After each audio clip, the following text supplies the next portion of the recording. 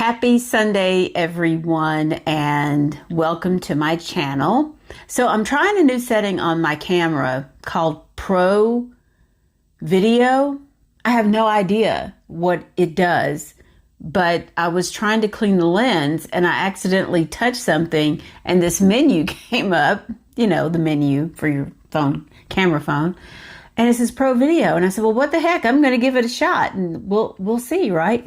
So anyway, I'm going to jump right into it and show you, first of all, I am going to show you this Kenny Scharf designer car in a bit. So just hang on, bear with me.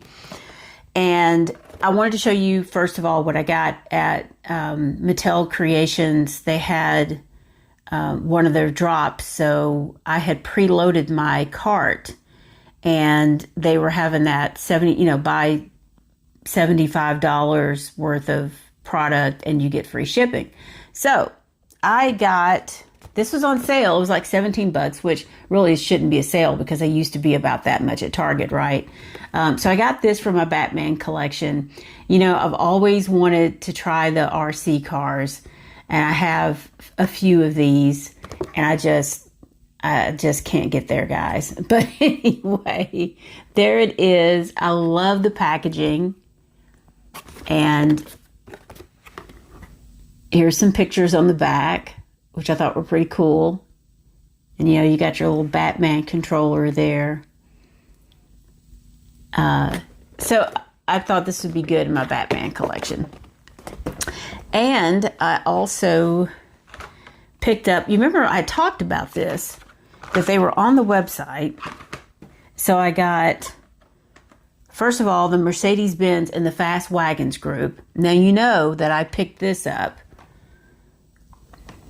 And I actually did get that at O'Reilly's. And I didn't upload the video in my members area because I was having so many problems with my phone. And I accidentally deleted my Publix footage. So I just didn't do it. So, but more on that later. So here's that, the Forester. So I got the Mercedes, the AMG, which I think looks great. Look at that, it's got a sunroof. Off Mattel Creations website. So I love these dark windows and I like the wheels on this too. I think they look good without being, you know, too overdone. You got the front there. I'm on the fence about opening this group. Everything just seems to be kind of all over the place. So, and of course I haven't found the yellow Chevelle yet. And I'm thinking, are they going to put that on there? Maybe. I hope.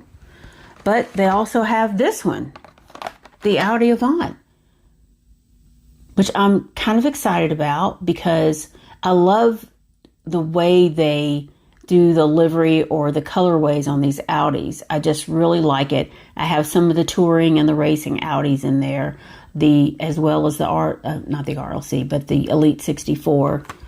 I just think they look really sharp, you know.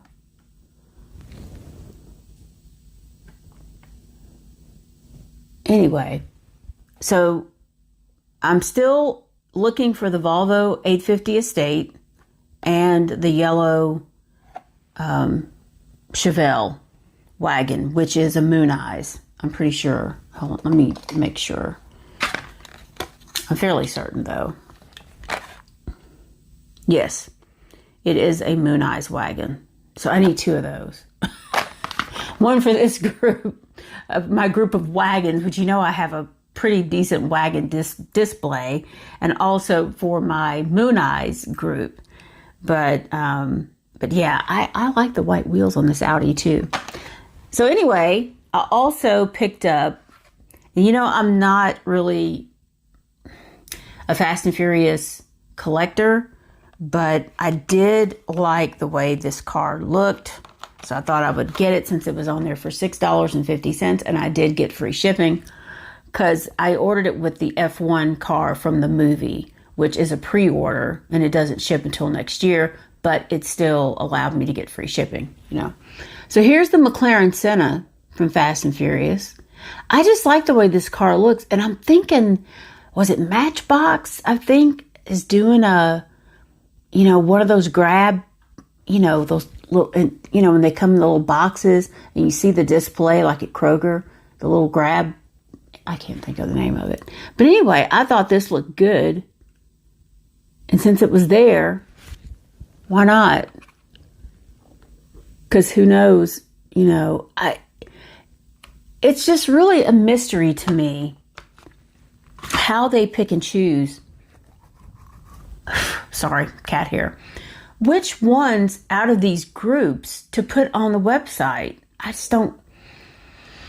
don't get that. Why do they do that? Because maybe that gives everybody a shot, because you can't just go on there and buy the complete set in, 4 or 5 complete sets and just completely buy it out. Is that why they kind of stagger this? But I feel like we're seeing more of the premiums on Mattel's website, Mattel Creations. And is this because, things aren't selling as well? Walmart, maybe are they ordering as much? Some of these other outlets, are they ordering as much? I don't know. At any rate, I did get this Nissan 370 because I actually really got it for my Nissan collection. Something a little bit different. It just has a little bit of a difference to it. I don't have a lot of the 300s. I have mostly the 240s, 280s, and things like that. But I do have a few of these. And I thought it looked really good. And it is also in the group with the McLaren Senna. It looks like a Land Rover and another gray Chevelle. I think that's a Chevelle or a Charger. I don't know. And then a convertible something or other. And I think that may have been on the website too, but I wasn't. Was it a Viper? I don't remember. I wasn't that interested in getting the whole set. So I hate it when they do just the little pictures like that on the back. I don't know, why do they do that with the Fast and Furious? But there's a few of those out there like that. So anyway, there's that. So this little experiment with the camera, it went real dark because why is it doing that? Is it going to lighten back up? I hope so. Lighten up. Anyway, so got a little bit of news, and then I'm going to show you. Oh, there it goes. That's so strange. So Mattel Creations is doing some stuff, right? And there's a Back to the Future 40th anniversary set that drops July 24th. It's $32. There's a limit of 2. It's really cool. It's like a little, diorama. And the way they've done it is just pretty neat looking. I don't have a picture pulled up of that. Well, I could show you. Well, I got something else I'm going to show you on the phone. So I'm going to find a picture and put it up here. Because I have, hold on, something that I've never shown you. This DeLorean set, which I think is pretty neat. And I do have some of the Back to the Future cars. $32. But the diorama, the look, they've done a good job with it from the, just glancing at it. So I'm on the fence about it. I think I probably will get it. We'll see. Also, these are SDCC specials for the San Diego Comic Con. A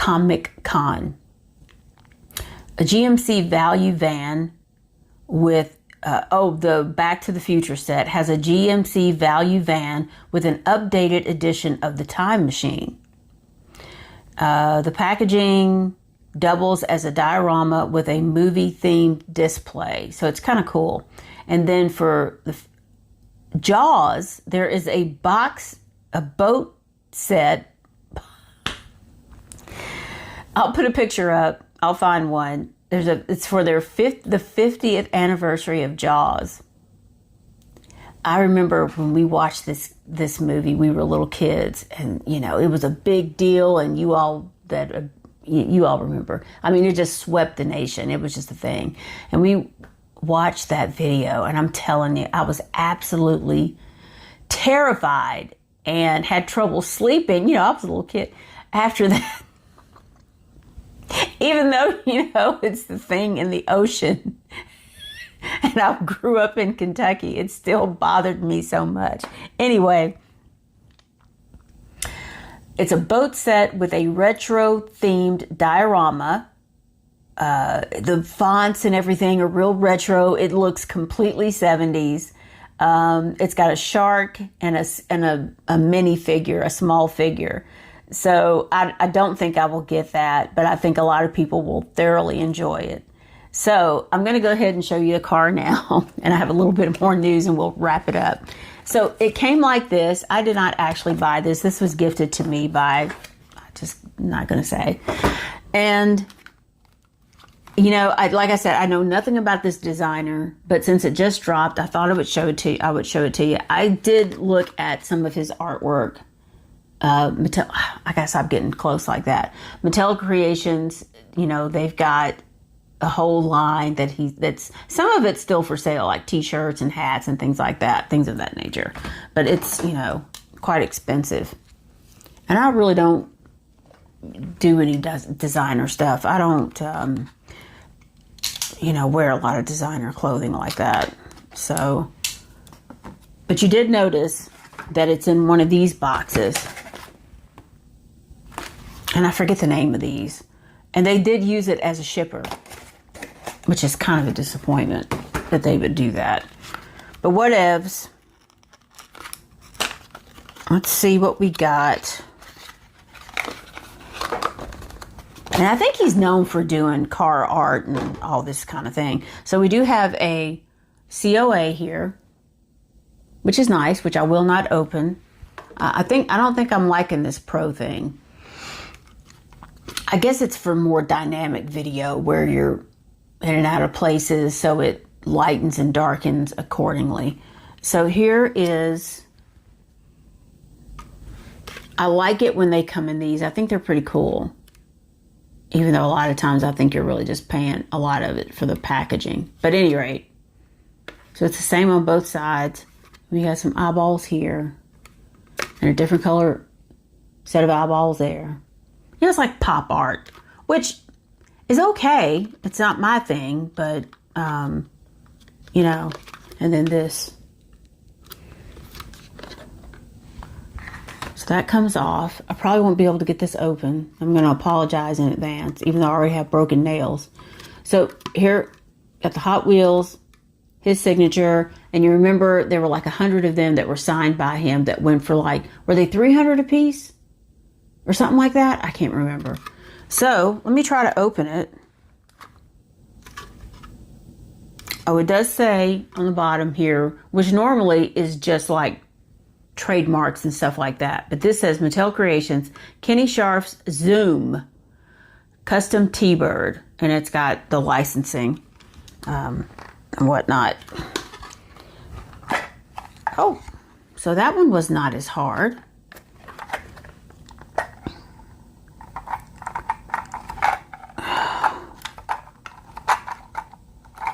Hold on. I'm going to pause it. Okay. Even though it's just a single one, I usually have better luck with these. So you do see on the side here, Kenny Scharf's Zoom Custom T-Bird. You can see it there. And, you know, it's got the red line tires on it, which I think in this case, it looks good like that. You know, it's very colorful.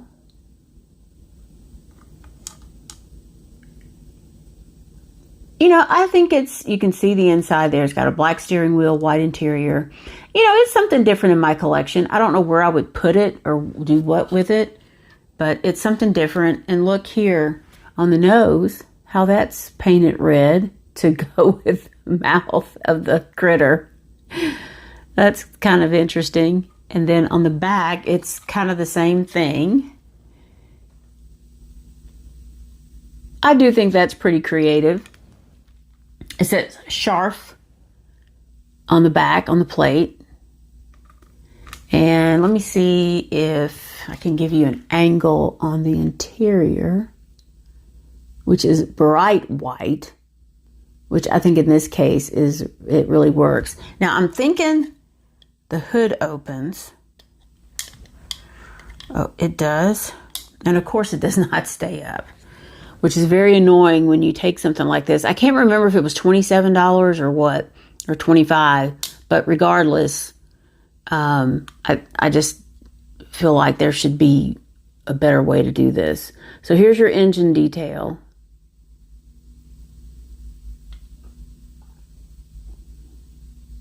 Which looks pretty good, I feel like.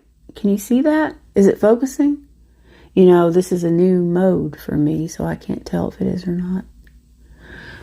So,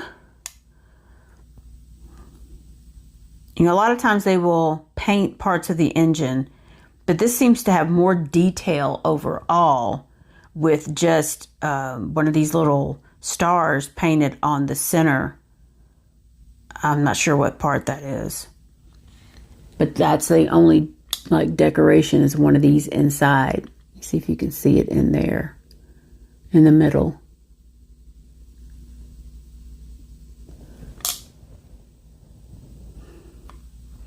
It's interesting. You know, I would probably, and I do like the side pipes on this.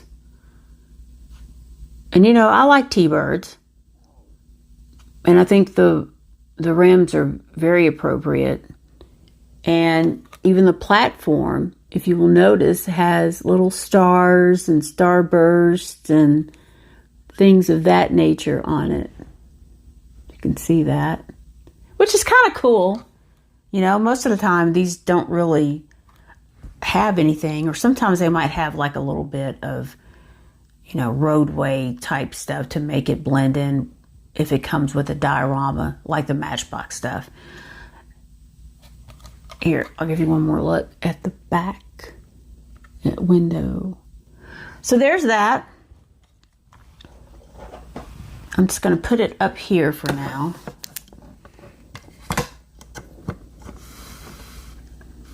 A little bit more news. You know that the Elite 64 Toyota Corolla 11 is still on the Mattel Creations website for sale. It's $20. I have one loaded. It dropped last Thursday. I figured since most of the Elite 64, except for Porsches, they typically don't sell out very fast. So I've got it loaded in my cart because there is an awesome wagon coming Tuesday, and I'm going to show you a couple of pictures of it. Oh gosh. You can see that. I mean, it looks great. Long awaited long roof. I don't know anything about a long roof. Hold on. I guess long roof is like slang for a wagon. You know, you learn something every day, right? Let me move this up here a little bit over to the side. And there it is. I think it looks great. I think it will look really good with like this with some of my lowriders, you know, the California cars. That's probably where I will put this. And of course, this will go there as well. I'd like to have two, one for my wagon display and another one for the California cars, but I don't know. I think it'll be one where I'll kind of interchange it back and forth, because I think this is one that'll just kind of stay on display anyway. I mean, I really like it. This casting makes its Redline Club debut.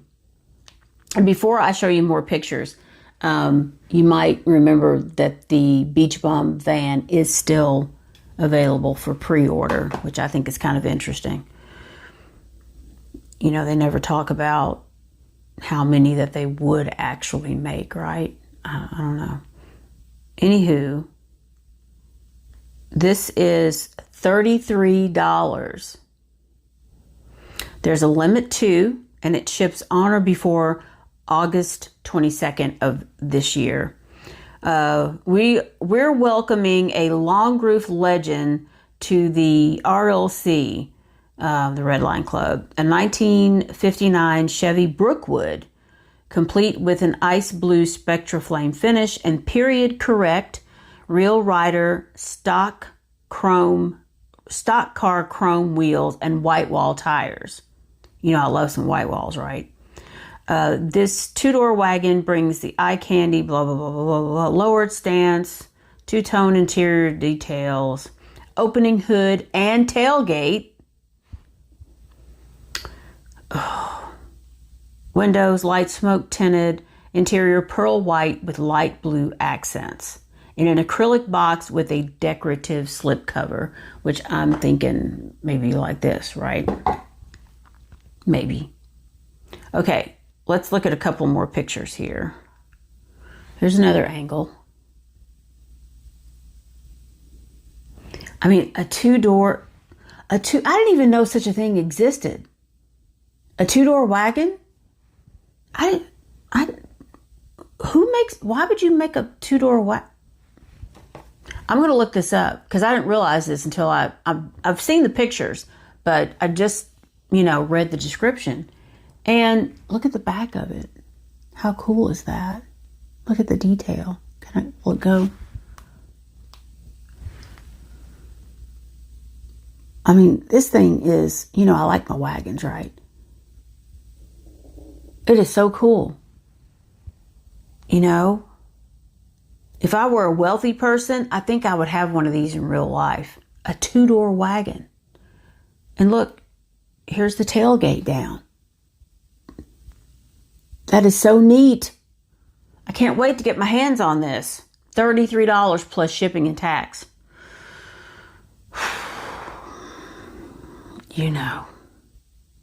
And here's let me see if it'll go. The engine. There's that. Okay. And that's all I've got. We've had more rain, but all my grass is cut. All of it's cut. 90% of the fence line and everything is trimmed, at least on the inside. So I want to make a quick announcement. As of this week, I will probably only be doing one upload per week, and that's going to be my Sunday video. It may be slightly longer, like 30 minutes at least. But, I've been consistently uploading 3 times a week for a little over a year now. And, my channel did get monetized, but I have found that it doesn't seem like I'll be able to really grow my channel to much of anything. So I'm going to back off on producing so much content, and I'm going to kind of get back on Instagram a little bit. They're doing more stuff over there. I'm still on the fence about TikTok. Well, I may do some more videos, but they're going to be uploaded to my members area. I'm not going to be doing 3 videos a week for what little revenue. Because my goal here, and I'll be transparent, my goal here, and I knew it was a long shot because as a female, and I'm not a gearhead or really in the car world, and being a black older female, my audience is probably going to be limited anyway. But my goal was to get to a revenue of maybe $500 a month. So I've been monetized since February or March, and I just got my first payout of $100. That's the threshold they set for you. So you have to have at least $100 in revenue in order for them to pay you. So I've got like 1,200 and something subscribers. So, when you look at those numbers, if 1,200 subscribers makes me roughly $100 a month, then I'm going to have at least 5,000 subscribers to get close to a revenue of $500 a month. And it's taken me a really, really long time, unless I can figure out the magic formula or have something go viral or whatever, expand what I talk about, what I do. I don't know. It's going to take me a long time to get to 5,000 subscribers. So I decided, especially with my situation, that I need to put some of my time and energy towards some other stuff, at least for the summer, because it is a challenge to maintain this property. I also want to, kind of do some other things. I've been learning a new language. I really kind of want to, enjoy music more. And YouTube takes a lot of time. And and like I said, Instagram, they're doing more. I get traffic to my website from YouTube, a lot of traffic, but it rarely converts into sales. If I post consistently on Instagram, which I don't enjoy as much anymore, and if I keep doing my stories with stuff that I've just put on the website or restocks, I do get sales, and they have a tendency to be more than just one item. I get larger sales that way. So I'm going to kind of shift and go back to doing more stuff over there more consistently. And I'm just going to concentrate on getting more inventory on my website. So that being said, I will still probably do one live a month. YouTube is pushing accounts to do, I think, a live every week. And they're saying you can make this much more money on, the super chats and things of that nature. I rarely get super chat revenue like that, or revenue during lives. So I'm like, no, I'm not going to do, a live every week for no reason, basically. So that being said, it's been fun. I've learned a lot, and I'm hoping that when I scale back, I'm still going to be doing some video. I'm going to be doing some stuff over on Instagram.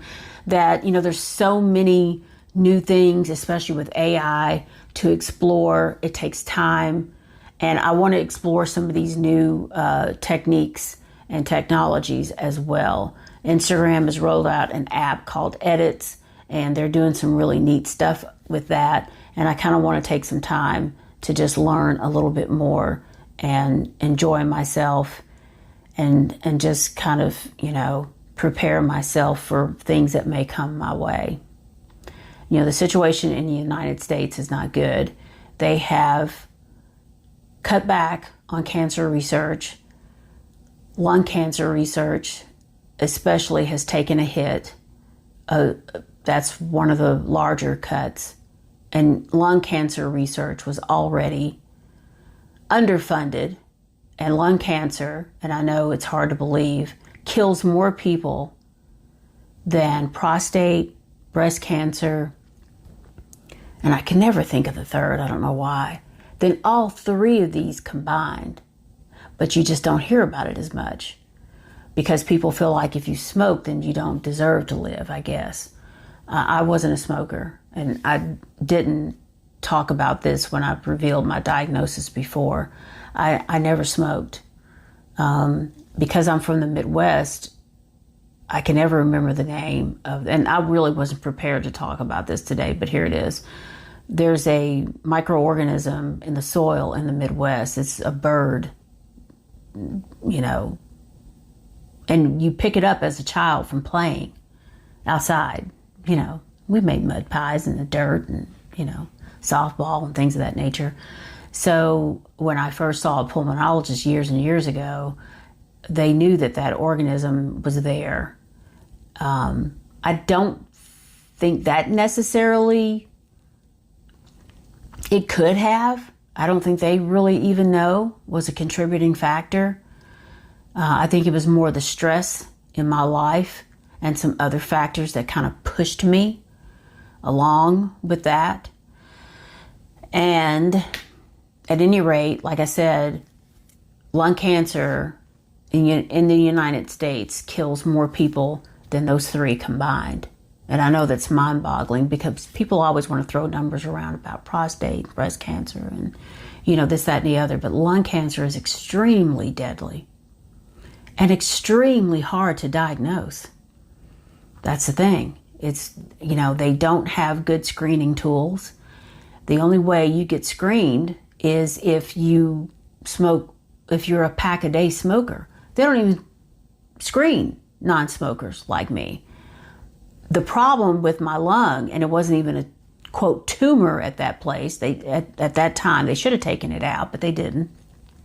I was 42 years old when they discovered the nodule, and I was in great shape. I mean, I was in fabulous shape. Worked out all the time, riding a bike, doing aerobics, weights, everything. I was that girl. And I had a really, really bad upper respiratory infection, so bad. I went to my doctor, and I was so congested, she did a chest x-ray. And I was like, well, wait a minute, what's that? Sent me to a pulmonologist to figure out what it was. And he scoped and did some stuff and was like, you're okay. I later found out from a radiologist they should have done something to it at that point. 10 years later, after that, it started to grow. And I developed a cough. That was really my only symptom. A cough that just wouldn't seem to go away. But I've had bronchitis before. I've had chronic bronchitis and been treated for that. And it's hard to get rid of. And I thought maybe that's what it was. So when my brother was in the hospital dying from lung cancer, who also had an extremely stressful life, but he was a smoker, I had a hacking cough, and people would just look at me. And at some point, you know, we looked at each other, and he says, you're going to get that checked out after, right? And I said, yes, I am. And he passed away. And about 2 weeks later, I finally went to the pulmonologist. They did an x-ray. And before I could even get home, they called me, we need you to go for a CT because a nodule had grown. Long story short, you know, I ended up having surgery for it. But at any rate, they have cut cancer funding in this country. The next, they have made some advances. You know, we just got word like a week ago that a really effective targeted therapy for ROS1 patients like me has been approved. The secondary, there's another one coming down the pike that I'm in a support group. There are some people that got into those trials, and I don't need to be in a trial because I'm NED, no evidence of disease with the medication that I'm on. It's just that the one that I'm on is extremely hard on you. It's very, very hard on the body because they put steroids in these medications, and I don't really feel like they need to be there. So this newest one that they've come out with, people are reporting that the side effects are just nothing. And that's so,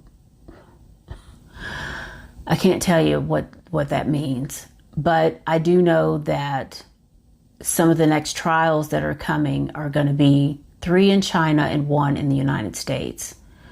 And I just kind of feel like, you know, I have to be prepared for anything because I don't know what's going to happen here in this country. I don't know. You know, there's nobody watching the store.